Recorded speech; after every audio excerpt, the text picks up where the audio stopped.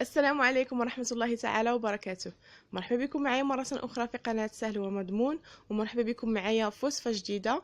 كيف ما عودتكم دائما وصفات سهلة وبسيطة.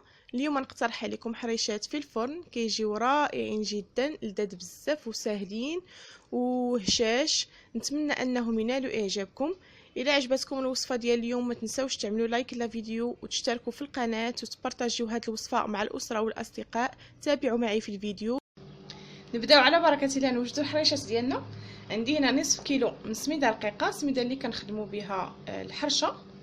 القليل من الملح، كاس ديال الشاي من دقيق الفورس اولا الدقيق الابيض، كاس من ديال الشاي من زيت المائده، وكاس ديال الشاي من سكر سنيده، كاس ديال الشاي ونصف من ماء دافي. عندنا خميره الفوريه عملتها في القليل من الماء الدافي والقليل من السكر. جوج اكياس من الخميره ديال الحلويات، وغادي نسم بالنافع البلدي وحبه حلاوه. وعندي هنا الفاني، يعني غادي نسم النصف غادي نديرو بحبه حلاوه والنافع، والنصف الاخر غادي نديرو بالفاني. ممكن تستغناو على واحد فيهم، يعني ممكن تنسمو غير بالفاني اولا بالنافع وحبه حلاوه. نبدا نوجدها. نعمل هنا الملحه، نضيف القليل من الملحه لهذا السميده والدقيق.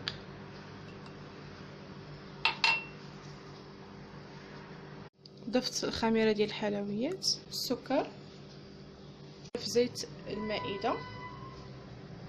نخلطها جيدا حتى ينسجموا مع بعضهم وتدخل الزيت في هاد المكونات. غادي نضيف الخميره ديال العجين اولا الخميره الفوريه. الا كنت غنسم بالفاني بوحدو غادي نضيفو مع المكونات من الاول، اولا الا كنت غادي نسم بالنافع وحبه حلاوه غنضيفهم من الاول. ولا كنتو غادي ديروا بحالي، يعني غادي تقسموا الخليط على جوج، واحد غتنسموه بالفاني واحد غتنسموه بالنافع وحبه حلاوه، غتخليوها حتى الاخير عاد غتقسموا. دابا غادي نضيف الماء الدافي.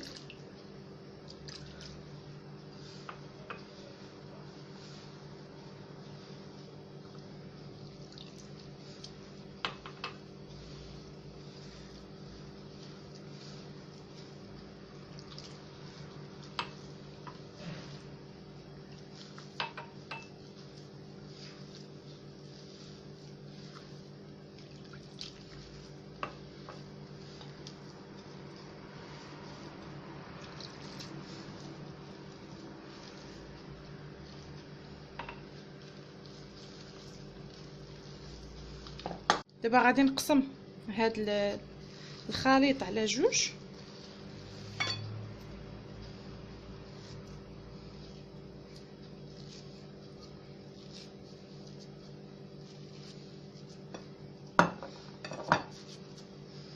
هذا غادي نضيف ليه سكر الفانيلا، وهذا غادي نضيف ليه حبه حلاوه بالنافع.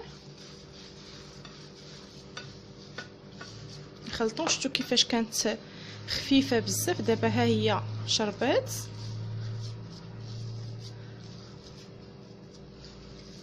يعني الا بانت لكم خفيفه ملي تكملوها غادي غير تخليوها قليلا فقط، غادي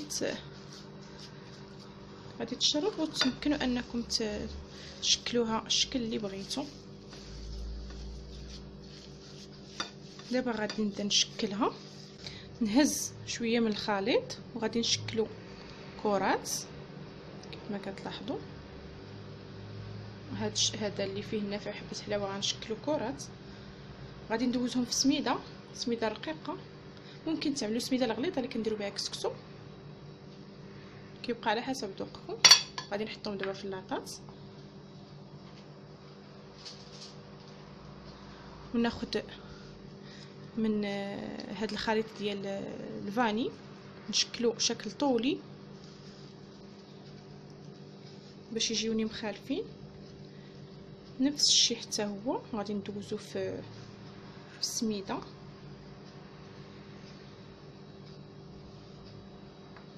بعد ما كنكملهم كناخد سكين وكنبدا نشكل هكا مربعات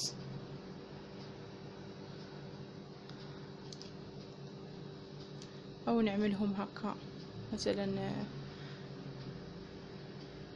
هكا خطوط مائله كيجيوني بحال معينات. التزيين كيبقى على حسب ذوقكم. النار ضروري تكون تحت من اللاطه يطيبوا من التحت مزيان، ومن بعد غادي نحمرهم من الفوق، النار تكون فوق منهم. نسيت ما قلتش لكم بان غنطيبهم على نار متوسطه.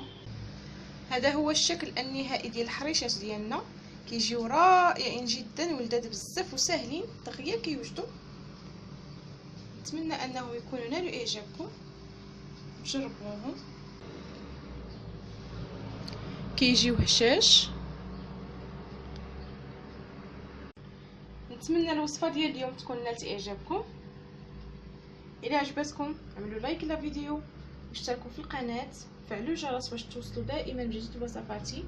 بارطاجيو الوصفه مع الاسره والاصدقاء ديالكم، والى فيديو قادم ان شاء الله. السلام عليكم ورحمه الله تعالى وبركاته.